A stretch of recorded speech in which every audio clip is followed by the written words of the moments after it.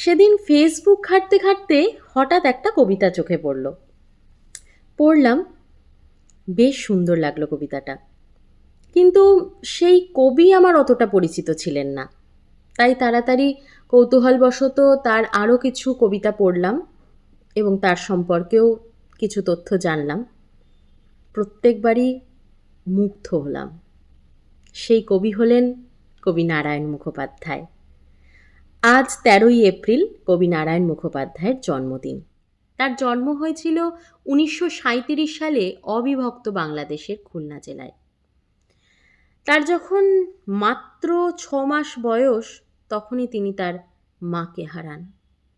তারপর তার বাবা ননীগোপাল মুখোপাধ্যায় পুনরায় বিবাহ করেন এবং তখন থেকেই কবি তার নিজ জ্যাঠামশায়ের কাছেই মানুষ হয়েছেন। তারপর বড় হওয়ার পর তিনি কলকাতায় আসেন এবং কলকাতা বিশ্ববিদ্যালয়ের অন্তর্ভুক্ত চারুচন্দ্র কলেজ থেকে স্নাতক ডিগ্রি অর্জন করেন এবং ১৯৬২ সালে তিনি পশ্চিমবঙ্গ সরকারের অধীনে মধ্যশিক্ষা পর্ষদে চাকরিতে যোগদান করেন। সেই বছরই তিনি আভা দেবীর সঙ্গে বিবাহ বন্ধনে আবদ্ধ হন। তারপর থেকে তিনি তার পরিবার নিয়ে বেহালায় বাস করতেন এবং তার সমস্ত সৃষ্টি সেই বাড়ি থেকেই। মাত্র ৫০ ছুঁই ছুঁই বয়সে তিনি যা সৃষ্টি করেছেন তা আমাদের সকল বাঙালির কাছে আজীবন এক অমূল্য সম্পদ হয়ে থাকবে। নমস্কার, আমি বিয়াস মুখার্জি, শব্দকল্পের সিনিয়র গ্রুপের একজন ছাত্রী।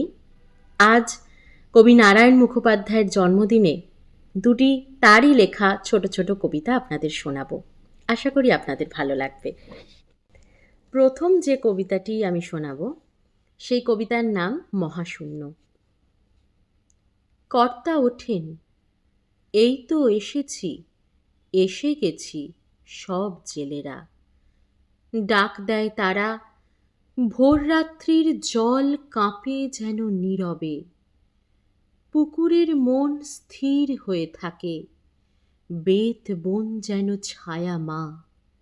চুপ করে থাকে, চুপ করে থাকে। সব মাছই তার চেনা যে, অথচ সে জাল পুকুরে নামে না, কেন যেন ভাসে শূন্যে। সবাই তাকায় গাঢ় বিস্ময়ে, এ কি হলো, এ কি হলো গো।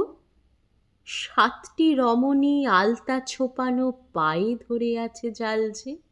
ঘুঙুর ঘাঘর তোড়া অঙ্গট চুকটি গুজরি পঞ্চম। রাতের আধার নীরব স্বর্ণ, সুআভরণ দুপায়ে। এইভাবে এই শূন্যে ভাসছে গাঢ় গাঢ় জাল চিরদিন। জলের গভীরে মাছ আছে ব্যথা, জল আছে তবু শান্ত। পারে ঘরবাড়ি, মানুষ রয়েছে, কর্মসূচিও কম নয়। এরই নিচ দিয়ে বইছে বাতাস, আভরণ আর আভরণ। আমি যে দ্বিতীয় কবিতাটি আপনাদের শোনাবো সেই কবিতাটি খুব ছোট একটা কবিতা, কিন্তু ভীষণ অর্থবহ। কবিতার নাম অনিবার্য।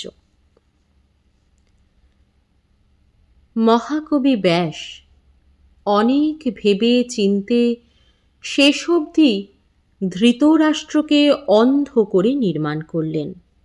বললেন, ধৃতরাষ্ট্র, আমাকে মার্জনা করবেন। আপনাকে অন্ধ করে দেওয়া ছাড়া আমার কোনো উপায় ছিল না।